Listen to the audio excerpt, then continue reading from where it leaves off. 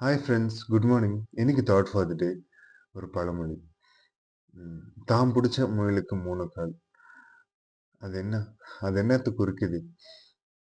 பிடிவாதம், அகந்தை. பிடிவாதம்னு வந்தாலே அந்த அகந்தை வந்துருங்க. அம் என்னன்னா, நான் சொல்றது தான் ரைட்டு. நீங்க சொல்றது எல்லாமே தப்பு. அண்ட் பெரியவங்க, சின்னவங்க ஏதாவது ஒண்ணு சொன்னா, சின்னவங்களே சொல்லட்டும், இல்ல பெரியவங்களே சொல்லட்டும். இல்ல. நீ சொல்றது எல்லாம் தப்பு. நான் சொல்றது தான் கரெக்ட். நான் வச்சது தான் அப்படின்றாங்கல்ல. அதெல்லாம் என்ன சொல்ல, காது குடுத்து கேட்கிற அந்த லிசனிங் ஸ்கில்க்கு தயாராக இல்ல அப்படின்னு. என்ன விஷயத்த சொல்ல வரோம் அப்படின்றது கேட்கறதுக்கு அந்த பொறுமை இல்ல. பொறுமை வாழ்க்கையில ரொம்ப முக்கியங்க. அந்த ஒருத்தவங்க பேசுறாங்கன்னா, அத காது குடுத்து கேட்கிற அந்த பொறுமை அத கத்துக்கோங்க. அதே மாதிரி நொண்டி முயல புடிச்சா தான் அதுக்கு 3 கால். அதே மாதிரி அவங்க நொண்டி முயல புடிச்சதுனால, ஒரு வேள அந்த பழமொழியோட அந்த ஒத்து வருவாங்க போல. ம். லிசனிங் ஸ்கில் அது ரொம்ப முக்கியங்க. ஒருத்தவங்க பேசுறாங்கன்னா, அத கேட்டுட்டு, ஃபுல்லா கேட்டுட்டு, அதுல நன்மை, தீமை என்ன நல்லது இருக்கு? என்ன பிளஸ் இருக்கு? என்ன மைனஸ் இருக்கு? அப்படின்ற அந்த பகுத்தறிகிற அந்த தன்மை நமக்குள்ள வேணும்.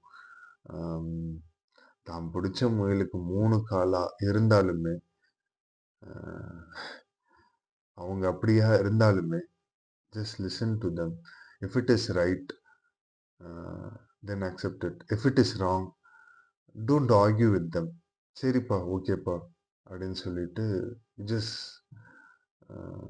Walk around. அது கடந்து போயிருங்க. அவ்வளோதான். ஸோ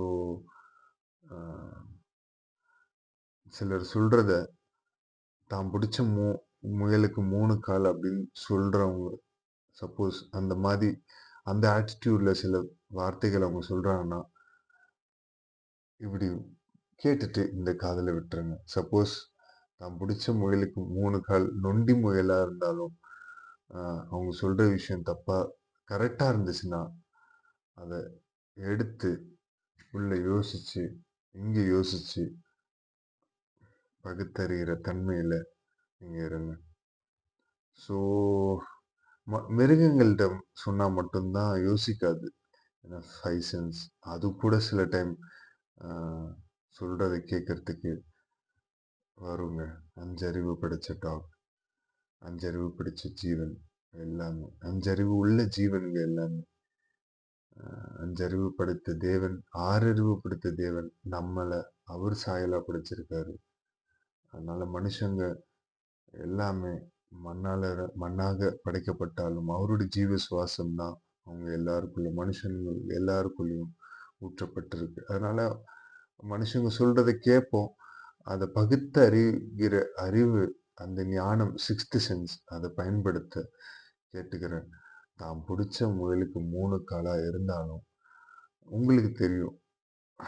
நீங்க பிடிக்க போற முயலோ, இல்ல நீங்க முன்னாடி புடிச்ச முயலோ, அதுக்கு 4 கால் அப்படின்னு. So thank you.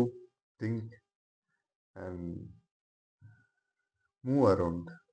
Thank you. Have a nice day.